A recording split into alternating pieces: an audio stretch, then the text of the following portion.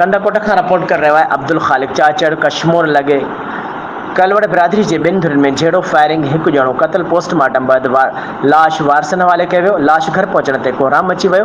वाक़े जो केस दाख़िल न थी सघियो। ॿई धुरियूं मोर्चा बंदि थी वियूं।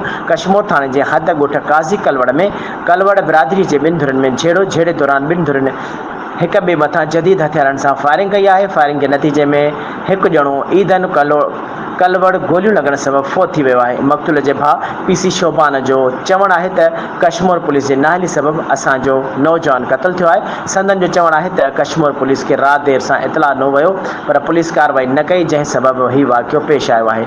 वाक़े बैदि कश्मोर पुलिस वाक़े वारे हंधि पहुची फौतीअ जो लाश कश्मोर अस्पताल पहुचायो। ॿिनि ग्रुपनि में शिकत आणणु जारी। इलाइक़े में ख़ौफ़ पखिड़िजी वियो।